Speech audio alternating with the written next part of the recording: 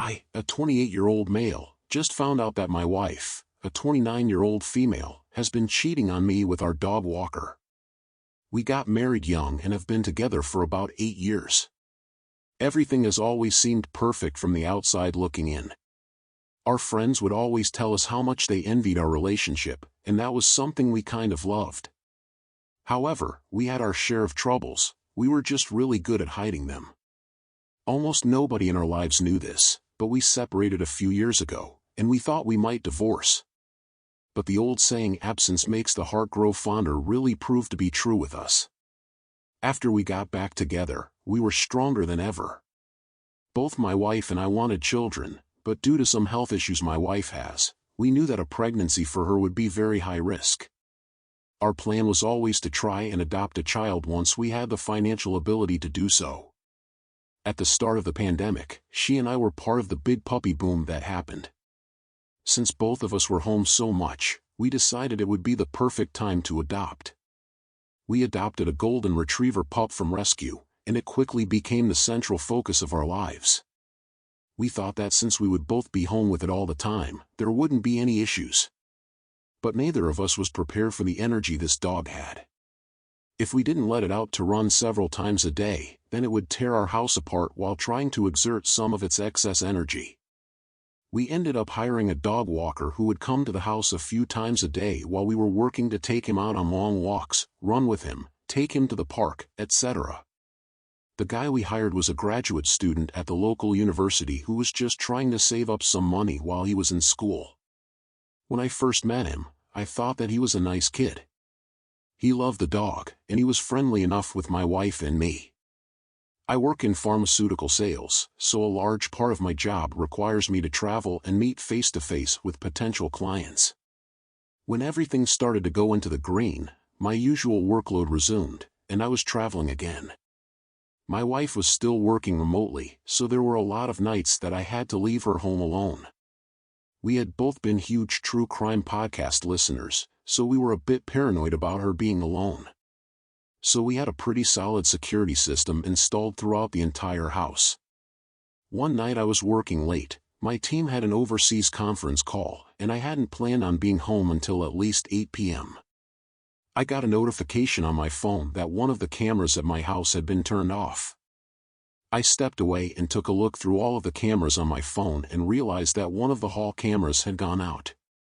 It struck me as very odd, and like I said, we were a bit paranoid about crime, so I was worried. I called my wife right away to make sure she was all right, but I didn't get any answer. That only made my paranoia worse. I looked through the other cameras to see if I saw any sign of my wife or an intruder, but I didn't see anything. I called her again, and still, there was no answer.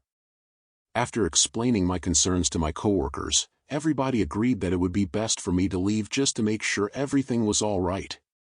God forbid anything happened, and I was stuck at work. I drove back to the house as quickly as I could and rushed inside, screaming my wife's name while I went looking for her. My dog ran right up to me, jumping on me like he always does, acting like nothing was happening. That eased some of my worries, but I still needed to get eyes on my wife. I ran up to the bedroom, taking a brief glance at the camera in the hall to see that it was fine. When I turned the knob on her bedroom door, it was locked. I banged on it and called my wife's name, hearing a little bit of scuffling behind the door. I've never been much of a hothead type of guy, but I thought something was happening inside the room, so I kicked the door in. I walked through the broken door frame and saw my wife completely naked and actively trying to hide our dog Walker in the closet. They both froze when they saw me. The camera being shut off suddenly made sense. If she was sneaking him into her bedroom, she didn't want to leave any trail behind for me to potentially see. I was in complete shock when I saw it. My adrenaline was still pumping from thinking that there was some sort of intruder in the house. My wife was trying to say something to me, but I could hardly hear anything she was saying. The only thing that I was focusing on was the man in my closet. I wanted to rip his head off, but I knew that getting physical was only going to hurt me in the end. Without saying anything at all, I walked right out of the house and drove away. My phone was blowing up from my wife, as well as some of my coworkers making sure everything was okay. A few days passed, and I just tried to think about my next steps moving forward. I was definitely going to be divorcing my wife. There was no chance that I would be staying with her and potentially raising a child with her after what she did. I confessed what happened to one of my coworkers, and they helped me to figure out a way to get back at them both. We had actually recommended the dog walker to a lot of people in our neighborhood because we liked him so much when he first started. On top of that, my wife was very involved in the community service circle in our town. That's actually where she found most of her friends. In hindsight, their sleeping together was very clearly premeditated. If my wife had the foresight to turn off the cameras to hide him, then they must have had some kind of chat about it. I looked through our phone bill to try to find any messages between them, and I found a treasure trove of explicit messages they exchanged. With the help of my coworker, we published a small pamphlet full of the details of their affair, which had apparently been going on for quite some time. This was just the first time they had done it in the house. I went door to door and handed the pamphlets directly to the adults of the houses. I watched their faces for a moment when they realized what it was. It was scandalous news, and I just knew that they would be talking about it for a while. My wife was treated like a leper in the neighborhood after that. All of the friends she made during the time we lived there turned their backs on her, and she was all alone. On top of that, the dog walker was fired for more than half of the jobs he had in our neighborhood. After I turned everyone we knew against her, my wife didn't put up a fight during the divorce. I had enough evidence anyway to keep her away from all of the assets. I got to keep the house, which I turned around and sold shortly after everything was settled. Now I'm ready to move on with my life and forget all about her and hopefully find someone else that I can be happy with moving forward. OP, I'm so sorry you had to go through all of that. I can't help but wonder how much longer it might have persisted had she not altered the cameras in your security system. From the sounds of it, their affair started when you began traveling for work more often. It's such a shame that she would take advantage of that time by betraying you. It's good that your friends and neighbors realized that she had wronged you and cut her off too, and it's even better that the dog walker lost so many of his clients. I wish you the best of luck moving forward, and I hope you can find someone else who makes you happy. Now let's move on to our next story. I, a 33-year-old male, have been with my wife, a 30-year-old female, for a little over 5 years now. She and I have a pretty standard marriage. There's nothing really to know about it. We have one child together, we both work, and we take a vacation once a year as a family. It's just your average middle-class suburban lifestyle. I've always known that my wife has wanted to be a writer, so last year we discussed our options, and we figured out a way for her to try and pursue those dreams. She had a wonderful idea for a novel, and we decided to bite the bullet and struggle for a few months while she buckled down and wrote it. The writing went well, and eventually, she had her first full draft after countless revisions on her end. She ended up looking for an agent to try and represent her so she could publish it somehow. That was more difficult than writing the actual novel. We found some recommendations from Reddit about how a lot of conventions have time dedicated to pitching agents. We found a convention nearby and bought her a ticket. We couldn't both afford to go, so I stayed home with our son while she made some connections in the industry and sent out her manuscript. She came back the following Monday, and we didn't know for sure if she had any solid offers or not. After a few days, we got a call from an agent who wanted to represent her. We were over the moon. This particular agent had represented a lot of big-name authors and even had some bestsellers under their belt. I was extremely proud of my wife. She had put so much work into her novel, and it seemed like the risk that we'd taken with her quitting her full-time job was about to pay off. The agent lived in New York City and represented several authors in the mid-Atlantic area. We didn't live too far from there, so it wasn't out of the picture for my wife to travel into the city to meet with him.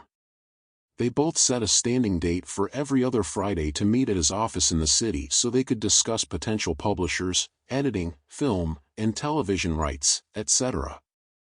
I was under the impression that the agent would have wanted what was best for her since they would be getting a cut of whatever deal the publishers made for her manuscript. What I didn't know was that he only agreed to represent her because he wanted to sleep with her. I wasn't worried for the first month of their relationship, but when their meetings became more frequent and my wife was going to New York once a week or more, I started to get suspicious. I would ask her if they were making any progress, and she would tell me that they were working on it but couldn't give many details. She told me that she was scheduled to meet with publishers but wouldn't give any specifics. Before that, everything she told me would be full of details. I couldn't shake the feeling something was up. When I asked her if there was something going on, she got angry. She made it seem like I was crazy and jealous for even thinking she could have been up to something. One weekend she was scheduled to go to the city to see her agent again. She told me that she had a couple of important meetings with publishers lined up, so she would be staying in a hotel overnight.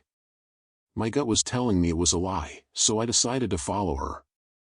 I know it sounds kind of crazy, but I felt like she was lying, and I just needed to clear a few things up. I dropped our son off with my mom for the weekend and followed her to New York. I started to think that maybe I was overreacting, but I waited anyway. About an hour of waiting passed, and she walked out with her agent. They were laughing, and he had his hand on her back.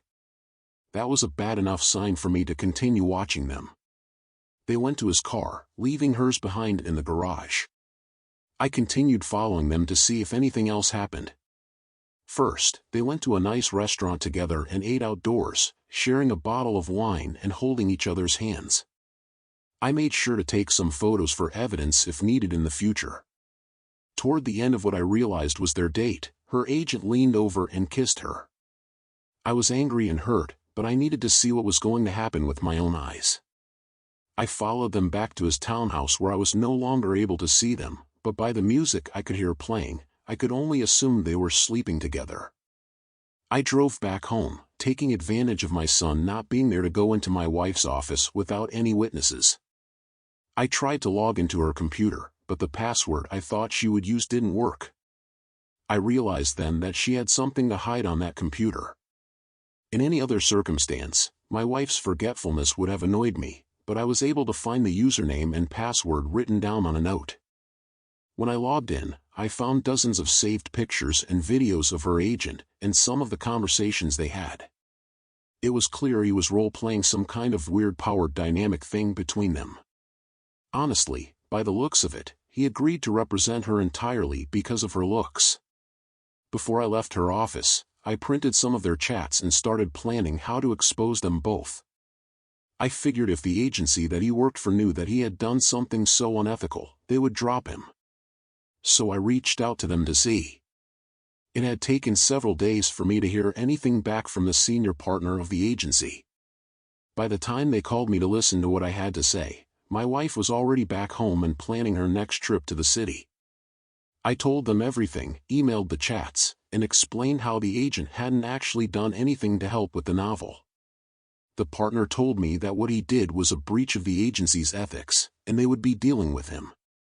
I asked about what would happen with my wife's representation, and they told me that they would have another agent evaluate her work and see if there was a place for her.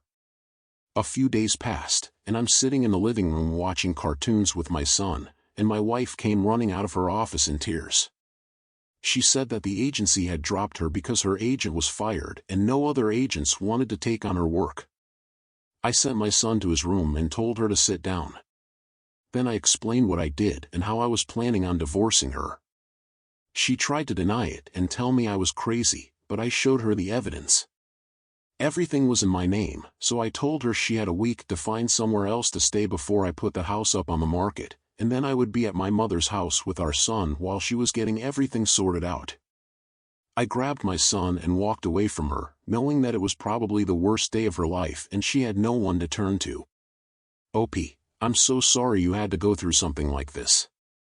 You made sacrifices for your wife to follow her dreams, and she repaid them by betraying you. The agent's intentions seem very clear. They never actually planned on helping her publish her book. Your wife definitely tried to gaslight you into believing their relationship was professional when it was not. You did a good job by following your gut and looking into their relationship further. It's clear that she had no intention to come clean and tell you. She even tried to hide it from you. From what you described, it sounds like you handled telling the senior partner of the agency with maturity.